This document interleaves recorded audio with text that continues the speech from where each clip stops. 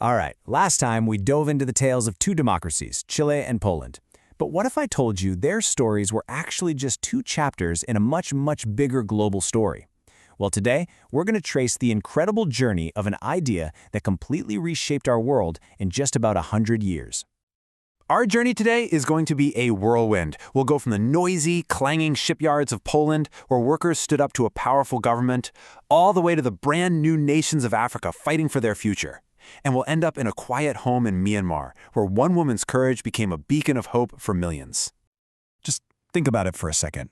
Imagine waking up tomorrow and you have zero say in who runs your country. Imagine the only news you could get was from one official source, or you were scared to even question a decision made by the government. It's kind of hard to wrap your head around, right? But for most of human history, that was just reality.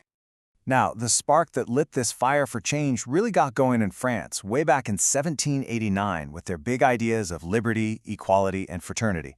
But it was really in the 20th century that this fire just spread like, well, wildfire across the globe. And that's where our story really kicks into high gear. Okay, our first stop is Poland. But this isn't a story about generals or famous politicians, not at first. Nope. This story starts with some pretty unlikely heroes who just decided enough is enough, armed with pretty much nothing but their courage and a shared dream. So picture this. It's 1980. Thousands of shipyard workers in Gdansk have just put down their tools. The whole place is silent, and they've occupied the entire shipyard. Now, under the communist government at the time, this was completely 100% illegal. I mean, they were risking their jobs, their freedom, everything. You can almost feel the tension in the air. So what was this all about? Was it just about pay? Not even close. Look at what they were demanding. The right to form their own unions, the release of political prisoners, an end to censorship. These are the absolute cornerstones of any democracy. This was a fight for dignity.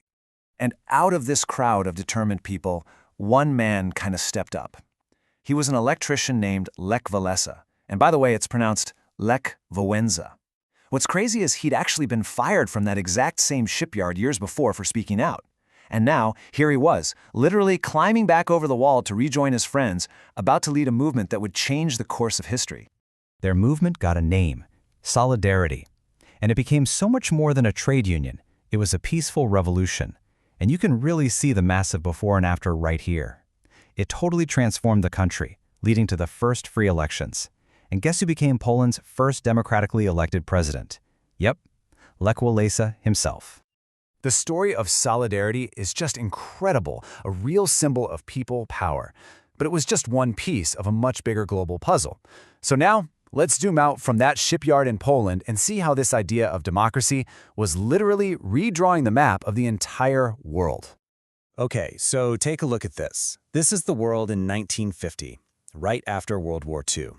The democratic countries, you see them here in red and orange, they were kind of a small exclusive club, mostly in Western Europe and the Americas. For huge parts of the world, especially across Africa and Asia, democracy was still just a far-off dream. So what happened? Well, the first huge wave of change came as old empires started to crumble. After hundreds of years of foreign rule, nations all across Asia and Africa started to rise up. They demanded the right to shape their own future, and they fought for and won their independence. Ghana was a huge beacon of hope. It was one of the very first African nations to gain its freedom back in 1957. But its story, and the story of its celebrated leader, Kwame Nkrumah, is also a really important reminder that the road to a stable democracy isn't always a straight line. He inspired millions, but his own democratic government was eventually overthrown in a military coup. Now let's fast forward 50 years to the year 2000, and wow, just look at the difference. It's breathtaking, right? Look at all that yellow spreading across the map. The idea of democracy has just exploded across the globe. The whole political landscape was transformed in just half a century. And what sparked this second massive wave? Well, it was the collapse of the Soviet Union. And this brings us right back to that shipyard in Gdansk. The Solidarity movement in Poland was like one of the first major cracks in the foundation of communist control. And by 1991, the whole thing came crashing down, freeing nations all across Eastern Europe. These maps tell an amazing story of progress, for sure. But what they don't show is the human cost, the personal sacrifice behind that change. And for that, we need to travel to Myanmar, right in our own neighborhood, where one woman's quiet, determined fight for freedom became a powerful symbol for her entire nation. What's so fascinating here is that Myanmar's journey with democracy has been a total roller coaster. It started with so much hope in 1948, but that dream was just shattered by a military coup only about a decade later.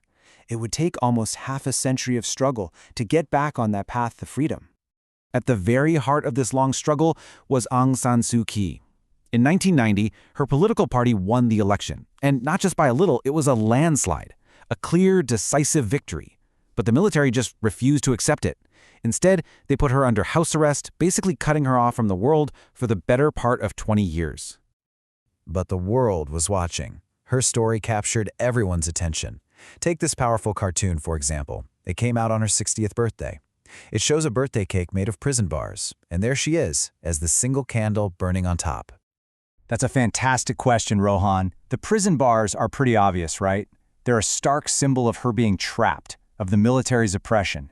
But that single candle, that represents something so much more powerful. It represents hope, resilience, the flame of the human spirit that just refused to be put out. And you know what? In the end, that hope won. So whether we're talking about the workers in Poland or the people of Myanmar, all these incredible stories of struggle really boil down to one simple, powerful idea: the right to have a say in your own future. And the most basic, fundamental tool for that, it's the vote. Now, this idea has a name: Universal Adult Franchise. I know, it's a bit of a fancy term, but it really just describes a revolutionary concept that every single adult citizen, it doesn't matter if you're a man or a woman, rich or poor, gets one vote. Simple, right? But you might be surprised to learn it wasn't always a given. Not at all. Check this out. New Zealand was a total pioneer, giving all adults equal voting rights way back in 1893. We in India made sure it was in our constitution in 1950. But in the United States, a country often seen as a pillar of democracy, it took until 1965 for African Americans to truly secure that right. And in South Africa, it wasn't until apartheid ended in 1994 that all citizens could finally vote.